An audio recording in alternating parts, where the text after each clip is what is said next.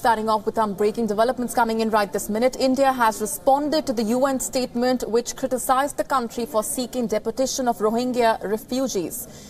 In fact, in the statement, India has responded to the United Nations statement which criticized the country for seeking deputation of Rohingya refugees. What exactly has India stated while responding to that United Nations statement? Let's get in more on that from our correspondent Raghavendra Rao, who's joining us.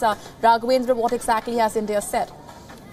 Molly, it's a very strongly worded statement. These are the remarks made by Ambassador Rajiv K. Chander, who's the permanent representative of India to the United Nations in Geneva. And in his statement, Mr. Chander has said that India is perplexed at some of the observations made by the High Commissioner from the Commission of Human Rights made in his oral update. He said that there appears to be inadequate appreciation of the freedoms and rights that are guaranteed and practiced daily in a vibrant democracy that has been built under challenging conditions.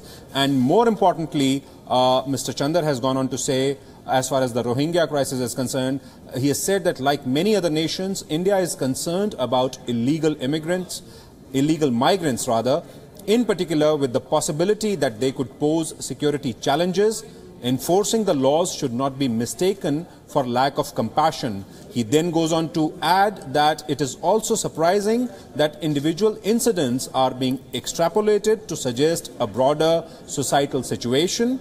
And then he goes on to say that India is proud of its independent judiciary, freedom of press, vibrant civil society, and respect for rule of law and human rights. A more informed view would have not only recognized this, but also noted, for example, that the Prime Minister of India, Narendra Modi, himself publicly condemned violence in the name of cow protection. And then he goes on to say that India does not condone any actions in violation of law, and imputations to the contrary are not justified.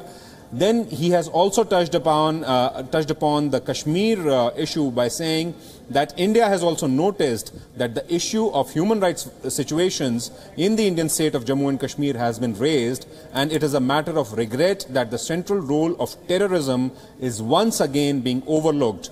Assessments of human rights should not be a matter of political convenience. So indeed, very stern words which have come in from the Indian side as it reacts on the statements made by the UN human rights body on the ongoing Rohingya crisis. Raghavendra, this is a strongly worded statement while India rejects the criticism that has come its way from the United Nations. But having said that, the onus really lying on Myanmar, considering the fact that it is a crisis of Myanmar's making, which has now spilled over to India. Absolutely, and this is a fact which is being increasingly recognized by the world community, not just neighboring countries like India and Bangladesh, because the crisis is of Myanmar's making. They are having a turmoil within their own country, and as a result, thousands and thousands of people are fleeing that land and are getting into neighboring countries like Bangladesh and India. Now, as sovereign nations, India and Bangladesh have a right to maintain their internal security, and illegal migrants often pose a huge threat to the internal security of nations. And the fact that India has taken a call that it will deport many of these migrants back to Myanmar, it may have come under criticism from a variety of sources, but the fact remains that it is a sovereign nation's decision to safeguard its internal security matters.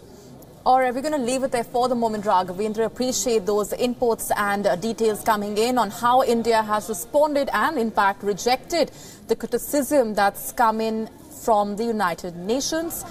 In that strongly worded statement there, as Raghavendra Rao was just pointing out, India has rejected the criticism that's come its way from the United Nations, adding that it is concerned about illegal immigrants.